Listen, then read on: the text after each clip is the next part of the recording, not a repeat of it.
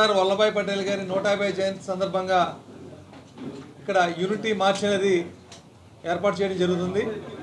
మన ఎంపీ భరత్ కుమార్ గారి అధ్యక్షతన ఈ కార్యక్రమం జరుగుతుంది. 12వ తారీఖు ఆర్కే బీచ్ దగ్గర మార్నింగ్ 7 గంటలకు స్టార్ట్ అవుతుంది. అలాగే 17వ తారీఖు సాయంత్రం గాజువాక ఓల్డ్ జంక్షన్ స్టార్ట్ అవుతుంది. మన ప్రపంచంలోనే అత్యంత ఎత్తైన స్టాచ్యూ ఏదైనా ఉందంటే అది సర్దార్ వల్లభాయ్ పటేల్ గారి స్టాచ్యూ ఆఫ్ యూనిటీ.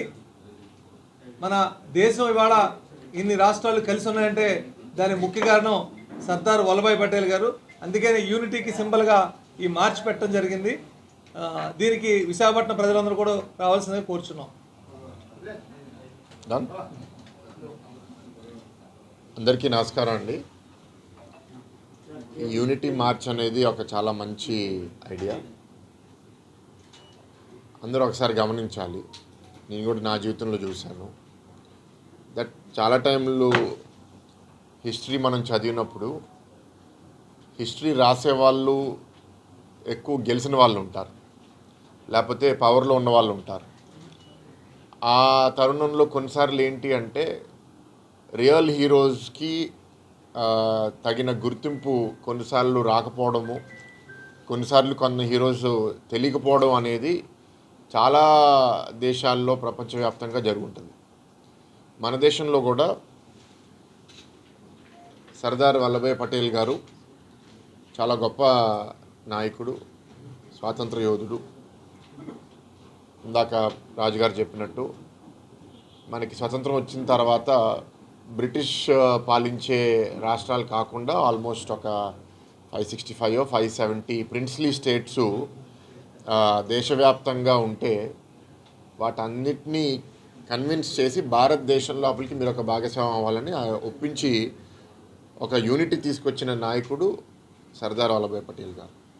ఇట్లాంటి ఒక గొప్ప నాయకుడికి గుర్తింపు, ఎందుకంటే ప్రధానంగా గత 75 సంవత్సరాలుగా మనని పాలించింది కాంగ్రెస్ పార్టీ కాబట్టి ఆ టైంలో కొంత చిన్న చిన్న విభేదాలు కూడా నెహ్రూ గారికి వల్లభాయ్ పటేల్ గారికి ఉండడం వల్ల బహుశా ఆ పాలన ఉన్నప్పుడు ఆయనకి తగిన గుర్తింపు రాలేని ఒక భావన ఇవాళ సమాజంలో ఉండడము, అది గుర్తించి ఎన్డీఏ ప్రభుత్వం, బీజేపీ ప్రభుత్వం కేంద్రంలో వచ్చిన తర్వాత పటేల్ గారిని మనం గౌరవించుకోవాలి అని గుజరాత్లో ఒక గొప్ప స్టాచ్యూ ఆఫ్ యూనిటీ, అంటే ప్రపంచవ్యాప్తంగా ఒక నాయకుడికి అతిపెద్ద స్టాచ్యూ ఏదన్నా ఉంది అంటే ఫస్ట్లో ఈ స్టాచ్యూ ఉంటుంది.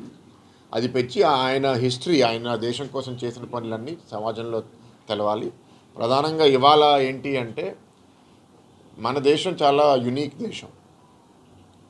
29 రాష్ట్రాలు, 8 యూనియన్ టెరిటరీలు, recognised major languages I think ఒక 20 ఉంటాయి. ఇంకా డైలెక్ట్స్, మినీ లాంగ్వేజెస్ కలిపితే ఇంకా ఎన్ని వందల వేలు ఉన్నాయో కూడా నాకు తెలియదు.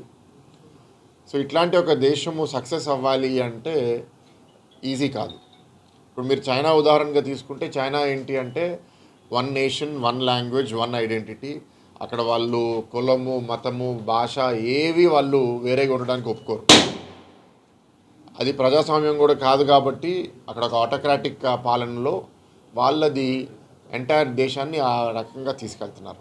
మన దేశంలో మనకి ఉన్న ఇబ్బంది ఏంటంటే ప్రభుత్వంలో మనం ఒక నిర్ణయం తీసుకుంటే ఒక రాష్ట్రానికి నచ్చుతుంది, ఇంకో రాష్ట్రానికి నచ్చదు.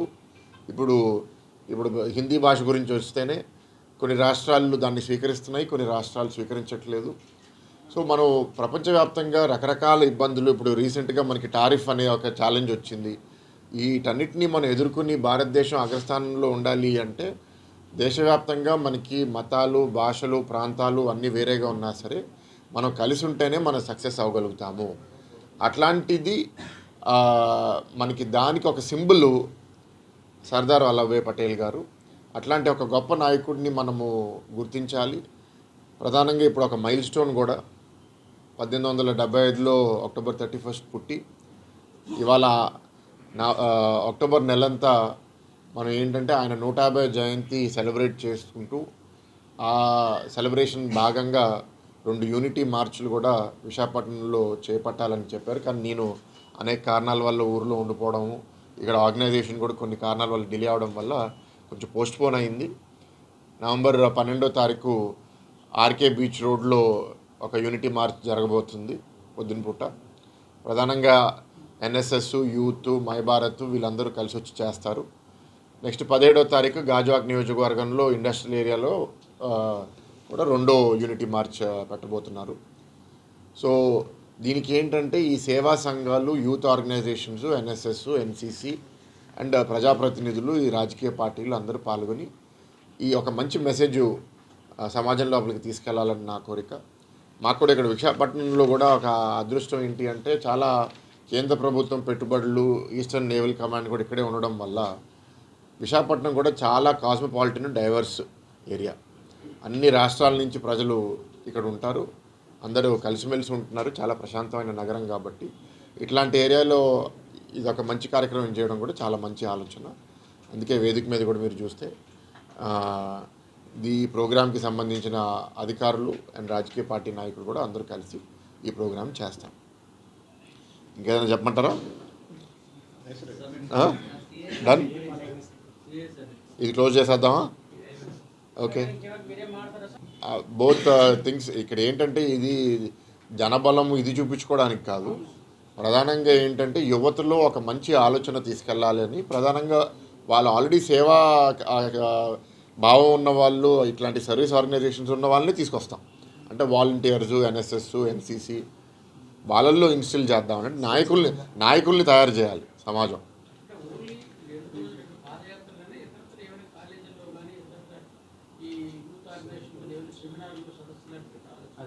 ఆల్రెడీ సర్దార్ వల్లభాయ్ పటేల్ కోసం ఆన్లైన్లో కాంపిటీషన్స్ జరుగుతున్నాయి సార్. ఆన్లైన్లో కాలేజీలు స్కూల్కి ఏమైనా వెళ్ళారు ఇప్పుడు కోసం అయితే ఈ ప్రోగ్రాం పిలుపులో అయితే ఉన్నట్లేవండి. కాలేజీలో స్కూల్ ఏంటంటే కాలేజీలకు ఎలా ఉంటాయంటే వాళ్ళు ఓన్లీ సిలబస్ బియాండ్ మాట్లాడలేదు. అది మాకు విన్నట్టు నాయకుడు రావాలంటే బియాండ్ వెళ్తే కదా వస్తుంది. నేను వెళ్తున్నాను, నేను స్టార్ట్ చేశాను. నేను ఇప్పుడు దాకా ఒక 7-8 కాలేజీలకి వెళ్ళి పిల్లలతో మాట్లాడాను నేను.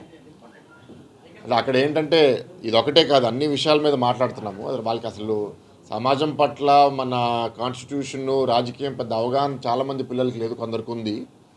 సో వాళ్ళని చైతన్యపరచాలి, వాళ్ళని కూడా ప్రజా మూవ్మెంట్ లోపలికి తీసుకురావాలనే ఉద్దేశంతో వెళ్తున్నాను. కానీ ఇట్లాంటి గొప్ప నాయకుల గురించి కూడా మనం వెళ్ళి మాట్లాడగలిగితే, అంటే మాకు ఇంతవరకు ఏంటి అంటే బ్రాడ్గా తెలుసు, కానీ లోతులో స్టడీ చేసి అంత బాగా మాట్లాడే వాళ్ళు కూడా తక్కువ దొరకడం. ఎందుకంటే ఆ చరిత్ర చదివిన వాళ్ళు, నాయకుల గురించి అర్థం చేసుకున్న వాళ్ళు కూడా అంత ఈజీగా దొరకరు. అట్లాంటి వాళ్ళు ఎవరైనా దొరికితే చెప్పండి, మేము ప్రోత్సహిస్తాం. అండ్ అన్ని దగ్గరలో వాళ్ళు వెళ్ళి మాట్లాడే విధంగా చేస్తాం మేము.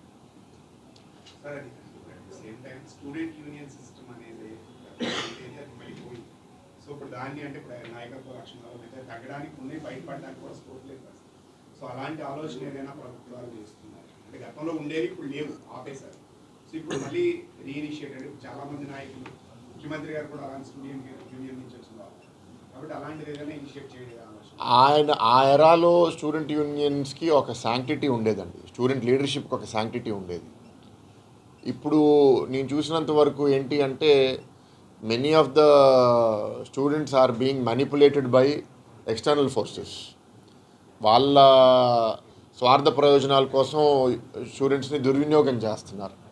అంటే పిల్లలు ఏంటి కొంచెం యాజిటేటెడ్గా ఏదో జరగాలనే ఆవేదనతో ఉన్నవాళ్ళు, వాళ్ళకి ఎవరన్నా సరే కాన్స్టెంట్గా తప్పు ఇన్ఫర్మేషన్ ఇచ్చి వాళ్ళ స్వార్థం కోసం వాళ్ళు చేస్తే మనకి నెగిటివ్ అవుట్కమ్స్ వస్తాయి. ఇప్పుడు మీరు చూసే రాజకీయ పార్టీలు కూడా ఇప్పుడు తెలుగుదేశం పార్టీలో వీ హ్యావ్ టీఎన్ఎస్ఎఫ్, అట్లాగే ప్రతి పార్టీలో కూడా వాళ్ళ స్టూడెంట్ విభాగం ఉంటుంది. దాంట్లో మనం ఎట్లాంటి ఐడియాలజీస్ తీసుకొస్తున్నాము, పిల్లలతో మనం ఏంటంటే ఇష్యూస్ మీద మనం మాట్లాడాలి తప్ప బంధువుల కోసము లేకపోతే ఏదన్నా గొడవలు పెట్టాలంటే దానికి వాడుకుంటే అది కరెక్ట్ కాదు. వాళ్ళు ఆలోచనలు పెరగాలి. వాళ్ళు ఏంటంటే తర్వాత భవిష్యత్తులో వాళ్ళు ప్రజా జీవితం లోపలికి వచ్చి పాలిటిక్స్ లోపలికి కూడా రావాలి. మీరు అన్నది ప్రాక్టికల్గా కరెక్ట్. ఏంటంటే పొలిటికల్ పార్టీస్లో డైరెక్ట్గా యూత్ లీడర్షిప్, స్టూడెంట్ లీడర్షిప్ చాలా సత్తా ఉన్న నాయకులు దొరకడం చాలా కష్టంగా ఉంది. సో ఇప్పుడు ఆ నిర్ణయం వల్ల మంచి జరిగింది, చెడు జరిగింది. ఏంటది మంచి ఏంటి అంటే ఆ జరిగే మ్యానిపులేషన్ను ఇవన్నీ తగ్గినాయి. చెడు ఏంటంటే స్టూడెంట్ లీడర్షిప్ అనుకున్నంత విధంగా ఇంకా డెవలప్ అవ్వట్లేదు. So that is the serious problem. Students కూడా బాగా పబ్లిక్ లైఫ్లో పార్టిసిపేట్ చేయాలి. ఇప్పుడు గీతంలో యాజ్ అన్ ఎగ్జాంపుల్ మేము ఒక ఎక్స్పెరిమెంటేటివ్ విధంగా స్టూడెంట్ లీడర్షిప్ స్టార్ట్ చేశాము.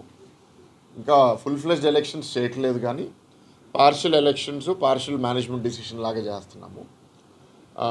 That will develop further and further. కానీ మాకేంటి అంటే ఒక ప్రైవేట్ యూనివర్సిటీ అవడం వల్ల మా పరిధిలో మాకు కంట్రోల్ ఉంటుంది. బట్ ఒక పబ్లిక్ యూనివర్సిటీ వచ్చేసరికి ఇట్ ఇస్ పబ్లిక్ ప్రాపర్టీ కాబట్టి అందరికీ దాని మీద హక్కు ఉంటుంది. అండ్ అది కొన్నిసార్లు తప్పుదారులు వెళ్ళడం మనకు కనపడింది. గతంలో కూడా మీరు చూసారు, ఆంధ్ర యూనివర్సిటీలో కూడా కొన్ని గొడవల్లో ఇన్స్టెన్స్ ఒకటి, దాని వెనకాల ఉద్దేశం ఇంకొకటి ఉంటుంది. మా దగ్గర గీతంలో మీకు ఉదాహరణ చెప్తాను. ఫుడ్లో ఈగలు రావడము, ఇంకేదో రావడము.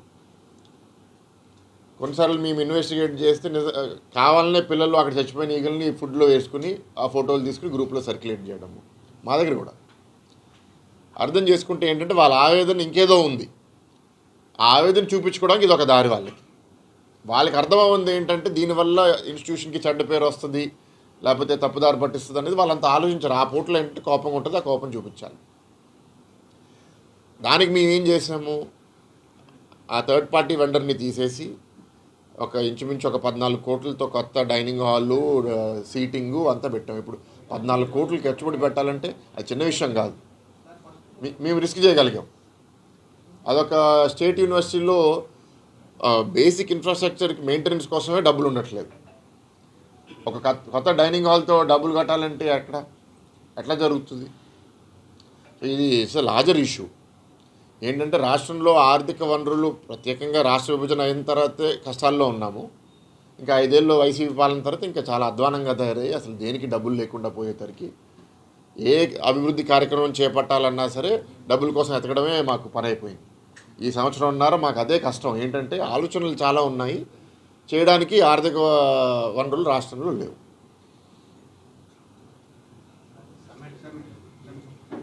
సమ్మిట్ గురించి మాట్లాడమంటారా? ఓకే. సో ఈ వారమే 14-15వ తారీఖు మీ అందరికీ తెలుసు, సిఐఐ నేషనల్ పార్ట్నర్షిప్ సమ్మిట్ విశాఖపట్నంలో జరగబోతుంది. ఇదొక కాన్ఫిడెన్స్ బూస్టింగే కాదు, ఒక సిగ్నల్ ప్రపంచవ్యాప్తంగా ఆంధ్రప్రదేశ్ పంపించాలని చాలా బలంగా ఆలోచిస్తుంది. సమాచారాల ప్రకారం ఇవాళ 410 MOUలు, ఇంచుమించు 9.8 lakh crore ఇన్వెస్ట్మెంట్స్ మీద MOUs ఈ సమ్మిట్లో సైన్ అవ్వబోతున్నాయి. అండ్ గతంలో ఎలాగైతే కూటమి ప్రభుత్వంలో 14-19 మధ్యలో చేశామో, ఇప్పుడు కూడా ఈ ఇన్వెస్టర్స్ అందరినీ విశాఖపట్నాన్ని ఆహ్వానించడము, దానికి తగిన అరేంజ్మెంట్స్ కూడా ప్రభుత్వం తరపున చాలా బాగా చేస్తున్నారు. నగర బ్యూటిఫికేషన్ వర్క్స్ కూడా మీరు అందరూ నోటీస్ చేస్తుంటారు. దాంట్లో కూడా ఏదైనా ఫీడ్బ్యాక్ ఉంటే మీరు చెప్పండి, ఏదైనా కరెక్ట్ చేసుకుంటాము. అండ్ దాని మీద కూడా నేను ప్రధానంగా కమిషనర్ గారితో మాట్లాడినప్పుడు చెప్పాను, ఈ డబ్బు మనం ఏదో పైన మేకప్ లాగా కాకుండా మనం పెట్టే ప్రతి రూపాయి పెట్టుబడి ఈ సమ్మిట్ తర్వాత కూడా నగరంలో ఉన్న సిటిజన్స్కి పనికొచ్చే విధంగా ఉంటే బాగుంటుందని చెప్పడం జరిగింది. ఆ విధంగానే మీరు చూస్తే రౌండ్ అబౌట్ సర్కిల్స్, ఎక్కడైనా రోడ్ రిపేర్లు ఉంటే ఆ విధంగానే చేయడం జరుగుతుంది. కొంతవరకు ఏ ఈవెంట్ చేసినా సరే, ఇప్పుడు మీరు కూడా ఈవెంట్ చేస్తే ఫ్లవర్స్ కొంటారు, ఆ ఫ్లవర్స్ 4 రోజుల తర్వాత వాడగలుగుతామంటే వాడలేము. So that's okay. అది కాకుండా ఏంటంటే ఇక్కడ ఆల్ కైండ్స్ ఆఫ్ ఇన్వెస్ట్మెంట్స్, ఇందులో సిఐఐ పార్ట్నర్షిప్ సమ్మిట్తో ఇవాళ నరెట్కో వాళ్ళు ఒక రియల్ ఎస్టేట్ సమ్మిట్ పెడుతున్నారు.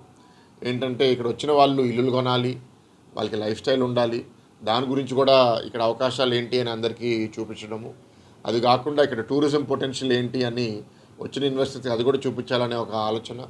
అన్ని రకాలుగా ఉన్నాయి. చాలా కష్టపడి ఇవాళ రాష్ట్ర క్యాబినెట్లో ఉన్న మంత్రులందరూ పనిచేస్తున్నారు. మీరు చూశారు, గతంలో నారా లోకేష్ గారు ఇన్వెస్ట్మెంట్స్ కోసము ఆస్ట్రేలియాకి వెళ్ళడము, దాని తర్వాత మన ముఖ్యమంత్రి చంద్రబాబు నాయుడు గారు UAEకి వెళ్ళడము, లండన్కి వెళ్ళడము, దాంతోపాటు ఇండస్ట్రీస్ మినిస్టరు, మిగతా వాళ్ళందరూ సంబంధించిన ఆఫీసర్లు వెళ్ళి ఇన్వెస్ట్మెంట్స్ కోసం చేయడం. దాంట్లో కొన్ని ఈ సమ్మిట్లో వస్తాయి, కొన్ని భవిష్యత్తులో వస్తాయి. అండ్ ప్రధానంగా ఈసారి ఫోకస్ ఏంటి అంటే MOUలు 1 step, బట్ దాని తర్వాత ఆ ఇన్వెస్ట్మెంట్ని క్యాబినెట్ క్లియర్ చేయడము, ల్యాండ్ అలొకేట్ చేయడము, సబ్సిడీస్ ఫైనలైజ్ చేయడము, ఆ ప్రాజెక్ట్ ల్యాండ్ అయ్యి ఈ 5-year టర్మ్ అంటే 1.5 year అయిపోయింది, 3.5 ఏళ్ళ లోపల majority of those projects ground అయిపోయి ఆపరేషనల్ అవ్వాలనేది మా గోల్. అందుకే మీరు చూస్తే ఈ సిఐఏ సమ్మిట్ అయ్యే ముందే ఈ 15 నెలల్లో ఆల్మోస్ట్ ఒక 17 నెలల్లో almost 9 lakh crores of projects cabinet already clear చేసేసింది.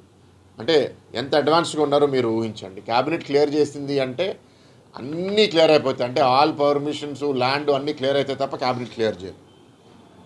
ఆయన చాలా దగ్గర గ్రౌండ్ వర్క్ కూడా మొదలుపెట్టింది. ఇప్పుడు ArcelorMittal steel plant ground work మొదలుపెట్టేశారు. ఎన్టీపీసీ గ్రీన్ హైడ్రోజన్ది సోలార్ది కొన్ని ఏరియాస్లో గ్రౌండ్ వర్క్ మొదలుపెట్టేశారు.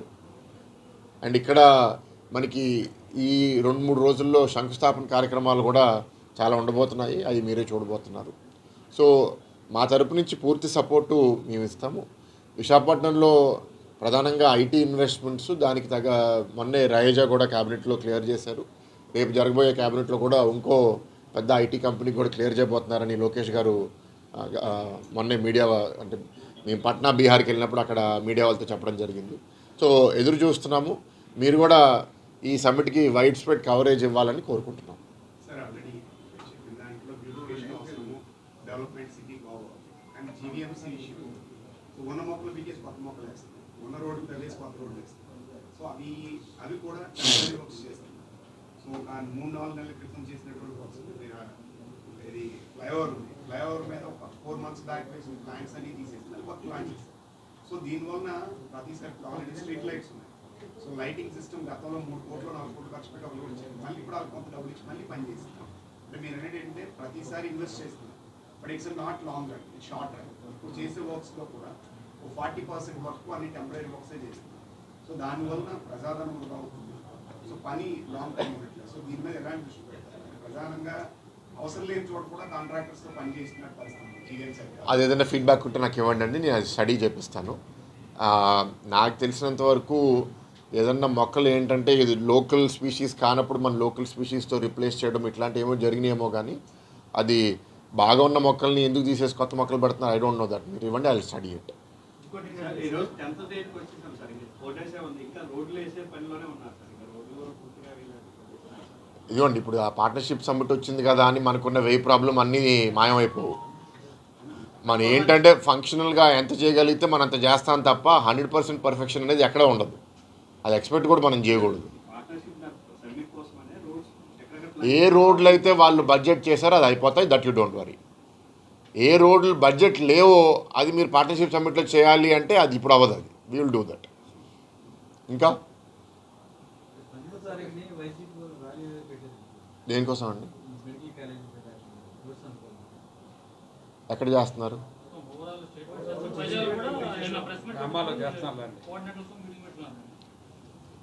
ఆంధ్ర రాష్ట్రానికి పెట్టుబడులు రావడము, రాష్ట్రం బాగుపడడం వైఎస్ఆర్సీపీ పార్టీకి అసలు ఇష్టం లేదు.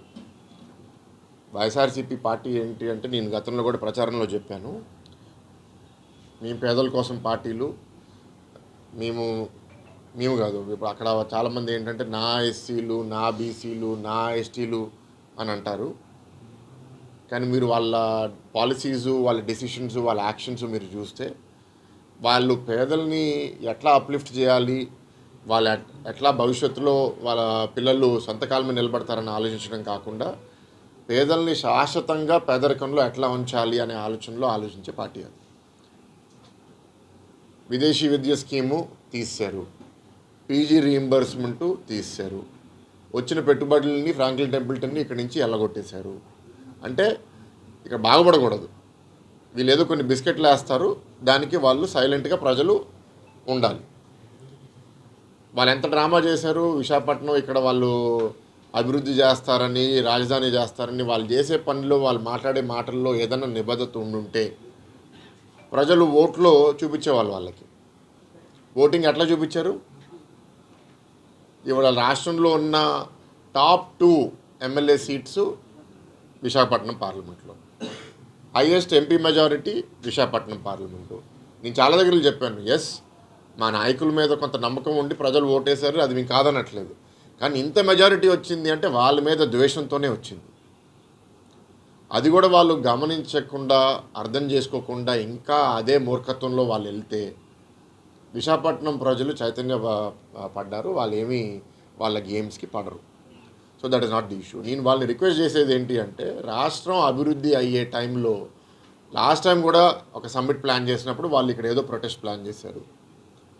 ఈసారి కూడా వాళ్ళు చేస్తుంటే చాలా దురదృష్టం. ఇది ప్రజలు మీడియా ద్వారా గమనించాలి. రాష్ట్రానికి అసలు యువతకి ఉద్యోగాలు తీసుకుని రావాలంటే ఎంత కష్టమో, మంచి ఉద్యోగాలు, మంచి జీతాలు వచ్చే ఉద్యోగాలు తీసుకొస్తుంటే ప్రతిదీ ఎట్లా అడ్డుకోవాలి అంటే అన్ని రకాలుగా. అనకాపల్లి పార్లమెంట్ కొన్ని నియోజకవర్గాల్లో ప్రాజెక్ట్స్ వస్తే ఆ ల్యాండ్ అక్విజిషన్ అవ్వకుండా అక్కడికి వెళ్ళి డిస్టర్బెన్స్లు చేయడము, కొన్ని ప్రాజెక్టుల మీద ల్యాండ్ అలాట్మెంట్కి వాళ్ళు కోర్టుకు వెళ్ళి ల్యాండ్ ఇవ్వకూడదని కోర్టుకు వెళ్ళడము. అంటే వాళ్ళకి అభివృద్ధి కట్టడం అంటే ఏంటో వాళ్ళకి తెలియదు. ఎరగొట్టడము, ప్రజావేదిక ఎలా ఎరగొట్టారు, అన్నీ ఎట్లా నాశనం చేయాలనే దాంట్లో వాళ్ళు బాగా పిహెచ్డి చేశారు. సో మీ ద్వారా నేను కోరేది ఏంటి అంటే, ప్రజలు దీనికి మీరు అర్థం చేసుకోండి వాళ్ళ ఉద్దేశాలు ఏంటో. మీరు రాష్ట్రానికి మేలు జరిగి చాలా దేశాల నుంచి, అంటే ఇంచుమించు 40-50 దేశాల నుంచి పెట్టుబడిదారులు మన రాష్ట్రానికి, మన నగరానికి వస్తున్నప్పుడు ఈ టైంలో వాళ్ళు ఇది ప్లాన్ చేస్తున్నారు అంటే వాళ్ళ ఆలోచన ఏంటి, వాళ్ళ ఉద్దేశం ఏంటి మీరు అర్థం చేసుకోండి. మీ పిల్లల భవిష్యత్తు ముఖ్యమా, వాళ్ళ స్వార్థ ప్రయోజనాలు ముఖ్యమా? వాళ్ళకి ఏ ఇష్యూ, మీ ఏదో తప్పు చేశాము అది వాళ్ళకి చూపించాలని ఉంది, వాళ్ళు ఏ టైం అన్నా చేసుకోవచ్చు కదా. ఎవరు ఆపుతున్నారు వాళ్ళని? మేము వాళ్ళలాగా జియో1 ఇంట్రడ్యూస్ చేసి పబ్లిక్లో మీటింగ్లు చేయకూడదని, కోవిడ్లో మాస్కులు మేము పెట్టుకోవాలి, వాళ్ళు మాత్రం బైక్ ర్యాలీలు చేసుకోవచ్చు, ఇవన్నీ మేము కాదు కదా. ఇవాళ చట్టం అనేది అందరికీ ఒకేలాగా వర్తిస్తుంది. సో వాళ్ళు ఏ టైంలో ఉన్నా ప్రజాస్వామ్యంలో వాళ్ళకి ఏదైనా విభేదన ఉంటే, మీరు ఏదైనా తప్పు చేస్తున్నాం అంటే నిలదేమనండి, ఎవరు వాళ్ళని ఆపట్లేదు కదా. పార్ట్నర్షిప్ సమ్మిట్ టైంలో వాళ్ళు వచ్చి ఇక్కడ ఏదో డైవర్ట్ చేద్దాము, విశాఖపట్నంకి చెడ్డ పేరు తీసుకొద్దాము అని పనిచేస్తే మాత్రం గవర్నమెంట్ తరఫున చాలా ఫర్మ్గా డీల్ చేస్తాము. మీడియా ద్వారా కూడా మీరు ఈ మెసేజ్ ప్రజల లోపలికి తీసుకెళ్ళాలని కోరుతున్నాం.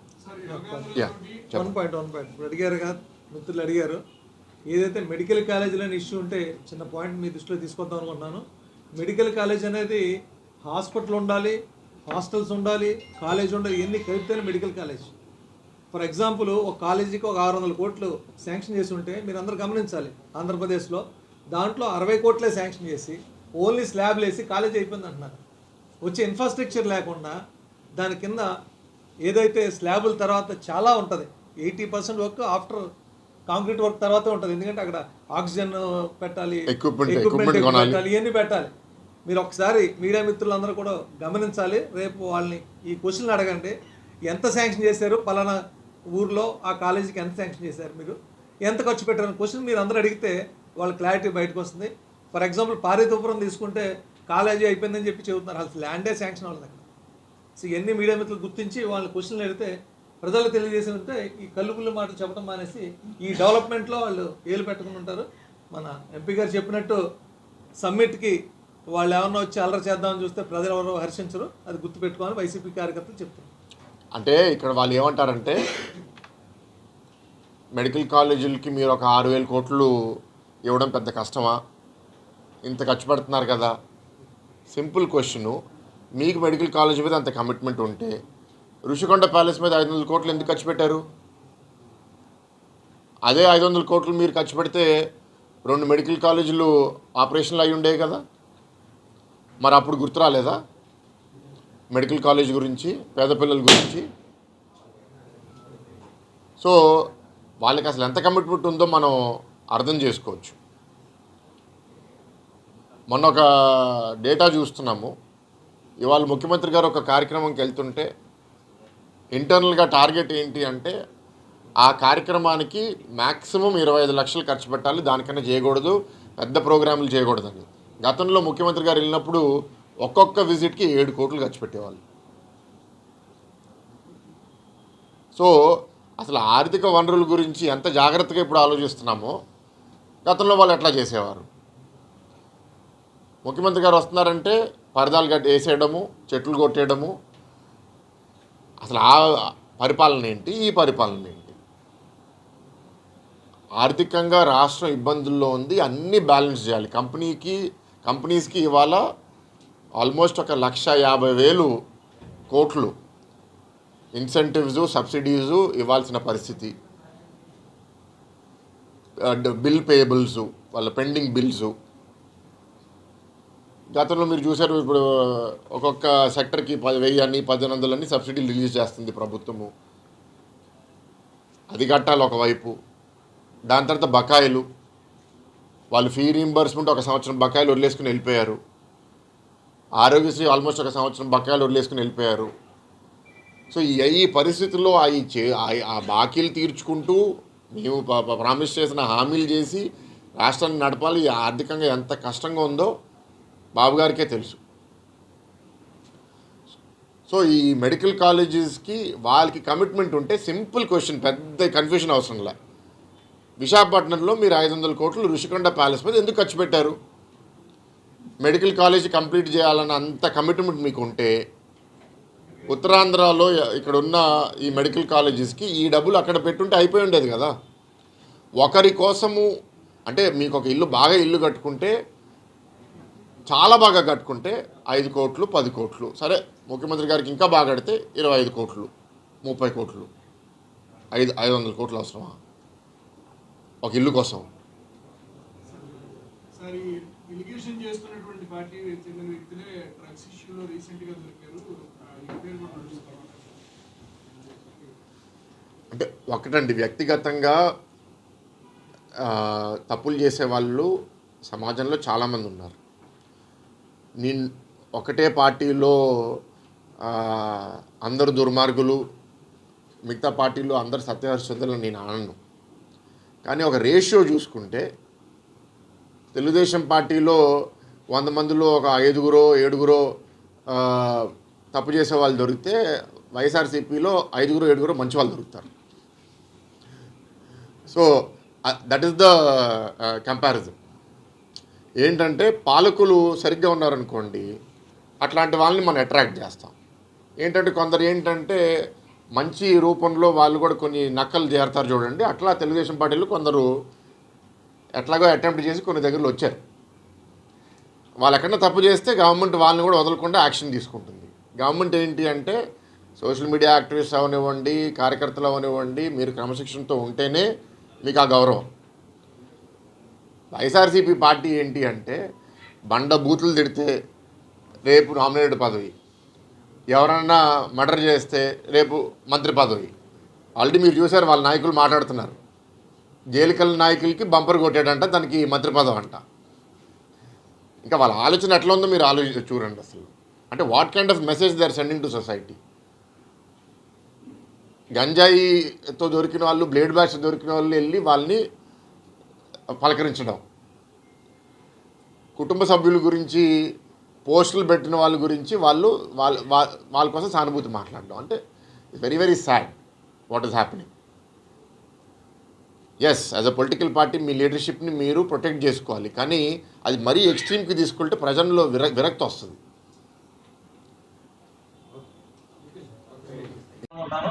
మెడికల్ కాలేజ్ అనేది హాస్పిటల్ ఉండాలి, హాస్టల్స్ ఉండాలి, కాలేజ్ ఉండాలి, ఇవన్నీ కలిపి మెడికల్ కాలేజ్.